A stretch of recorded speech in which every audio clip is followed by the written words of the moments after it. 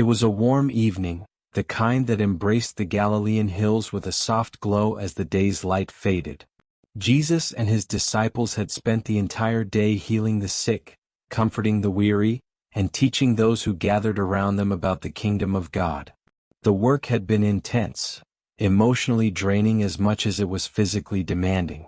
They had encountered all kinds of pain: the sickness of children, the desperation of the poor, the bitterness of those oppressed under Roman rule. As they sat on the soft grass, watching the sky transition from gold to deep purple, the disciples were silent. They were not used to complaining in the presence of their master, but Jesus could feel the heaviness in their hearts.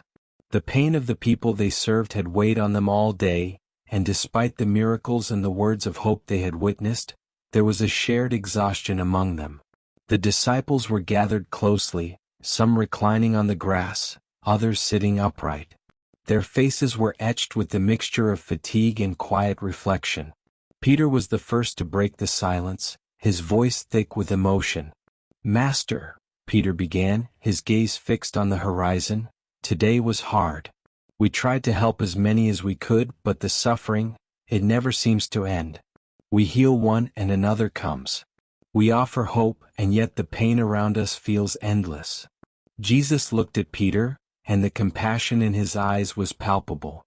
He could see not only Peter's exhaustion but also the hidden burdens that each of his disciples carried. They had given so much of themselves, but in doing so, they had taken on the weight of the world's suffering. "I see the heaviness in your hearts, my friends," Jesus said, his voice calm and steady. "You have witnessed much suffering today, and it has left its mark on you. But remember, the path we walk is not free of sorrow. The suffering of this world is great, but so is the love of God." The disciples were silent for a moment, each absorbing Jesus' words in their own way. The crackling of the small fire in front of them filled the silence, a comforting sound in the stillness of the evening. James, always thoughtful and introspective, was the next to speak. "Master, how do we keep going when the weight feels too much to bear? I look into the eyes of the people we heal, and sometimes I feel their pain as if it were my own. It's as though their suffering becomes a part of me, and I wonder, how do we continue when our hearts feel so heavy?" Jesus smiled softly at James, understanding his question more deeply than words could express. "James," he said, "what you feel is the compassion of your spirit, the love that God has placed in your heart for others. But you must remember this: you are not carrying the world's burdens alone.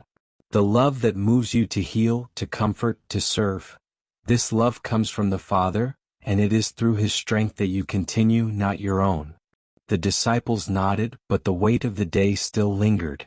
The truth was, each of them was battling their own personal doubts, fears, and emotional struggles. As much as they loved Jesus and believed in His mission, they too were human, frail and prone to moments of despair. Jesus sensed this. He knew that the trials they faced went beyond the physical labor.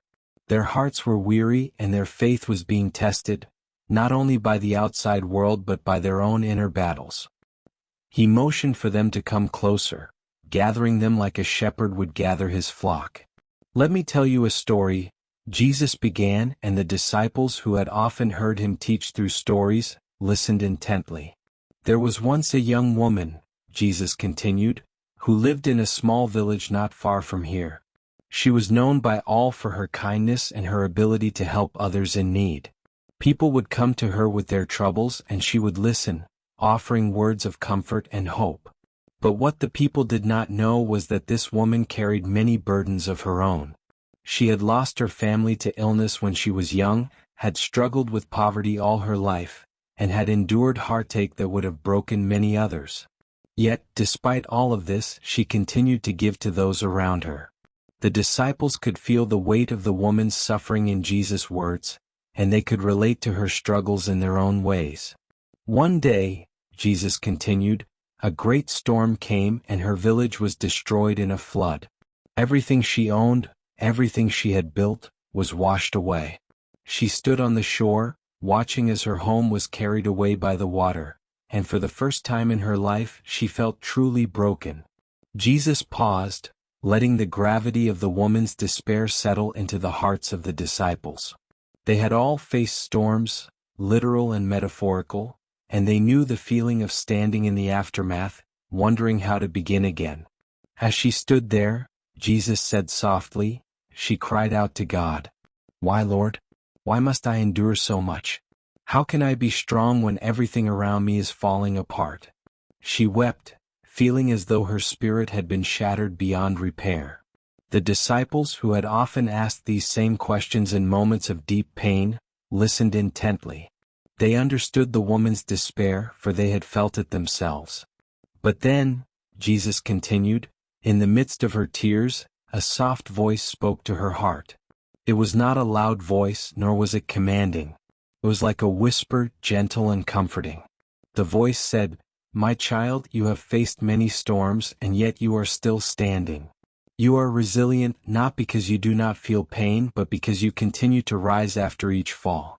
Like the tree that bends in the wind but does not break, you have learned to endure. And in that endurance you will find strength." The disciples were silent, each one absorbing the meaning of Jesus' story. The image of the resilient tree struck a chord within them. They had faced many storms in their journey, doubt, fear, persecution, and yet they were still standing. The lesson was not about avoiding suffering but about enduring it and finding strength in the process. The woman, Jesus continued, did not fully understand at first. But as she looked out over the destruction that lay before her, she realized something profound.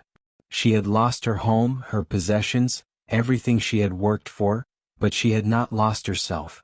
Her spirit, though bruised, was not broken. And in that moment, she understood that true resilience is not about avoiding the storm, but about rising again after it passes. Peter, always quick to speak, broke the silence that followed the story. "Master, we have faced many storms, both in the world and in our own hearts. But how do we continue to rise when we feel so weak? How do we find the strength to endure when everything feels like it's falling apart?" Jesus turned to Peter, his gaze filled with love and understanding. "Peter," he said gently, "you are not alone. The strength you seek is not your own, but the strength that comes from the love of God. You rise not because the storms cease, but because you are anchored in something greater than the storm. You are anchored in love, in faith, and in the knowledge that God is with you, even in your weakest moments." The disciples sat in silence, the weight of Jesus' words sinking deep into their hearts. They had been carrying the burdens of the world on their shoulders, believing they had to be strong at all times.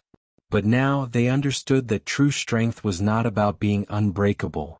It was about rising after each fall, trusting in the love of God to carry them through. As the disciples sat in the glow of the dying fire, their hearts were filled with both sorrow and hope. Sorrow for the suffering they had witnessed and experienced, but hope in the knowledge that they were not alone in their struggles. Jesus, sensing the need to deepen their understanding, spoke again, this time addressing the personal struggles each disciple faced. He knew that for them to fully grasp the lesson of resilience, they needed to confront their own inner storms. Resilience is not only about enduring the storms around you, Jesus said softly. It is also about facing the storms within you. The disciples shifted slightly, knowing that Jesus was about to touch on the deeper, more personal battles they each faced.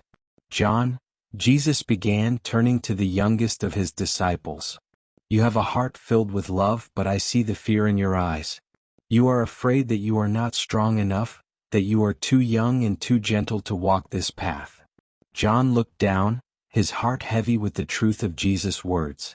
He had always admired the strength of Peter and the wisdom of James and felt inadequate in comparison.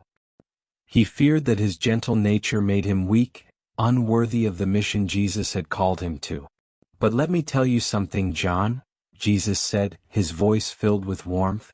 "True strength is not found in power or boldness. It is found in love. Your heart, filled with compassion and kindness, is a gift. You do not need to be like Peter or James, for the strength you carry is your own. Resilience is not about changing who you are, it is about embracing who you are and trusting that God's love will guide you." John looked up, tears brimming in his eyes. He had always believed that strength meant being like Peter, bold, outspoken, unshakable. But now he understood that his gentleness was not a weakness but a strength of its own. Thomas, who had been quiet for most of the evening, spoke next. "Master, what of me? I have often struggled with doubt. Even now, after all I have seen, there are moments when my faith falters. How can I be resilient when my belief is so fragile?" Jesus turned to Thomas, his eyes filled with understanding. "Thomas, doubt is not the enemy of faith. It is a part of the journey. True resilience is not found in never doubting, but in continuing to seek the truth despite your doubts. It is in the moments of questioning that your faith is strengthened. Do not be afraid of your doubts, for they are the path to deeper understanding." Thomas nodded, feeling the weight of his doubts begin to lift. He had always seen his questioning as a sign of weakness, but now he realized that it was a part of his growth, a necessary step on the path to a deeper faith. As the night grew darker and the stars shone brightly above, the disciples felt a shift within themselves. They had come to Jesus with hearts heavy with the burdens of the world, but now they felt lighter, more at peace. They understood that resilience was not about avoiding the storms, but about trusting that they could rise again no matter how many times they fell. Jesus looked around at his disciples, his heart full of love for each of them. He knew the road ahead would not be easy, but he also knew that within each of them was a strength that could not be broken, a strength that came not from their own efforts but from the love of God. "Remember, my friends," Jesus said softly, "you are never alone. I am with you always, even to the end of the age. And in that knowledge you will find the strength to face any storm. You will rise again and again, for your resilience is rooted in something far greater than this world."